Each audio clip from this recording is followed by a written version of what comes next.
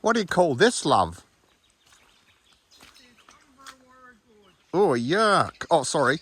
Yeah, it's a bit sloppy there. Bit sloppy. Must be a bit of water coming out of the hill. Bit of a spring or something. Yeah. Umbrawarra Gorge. Umbrawarra. Umbra. It's kind of pretty. Lots of water here. Yeah. You're allowed to swim somewhere in here, but we're not sure where. And also grevillea. Lots of, That's a grevillea. I think they're grevillea.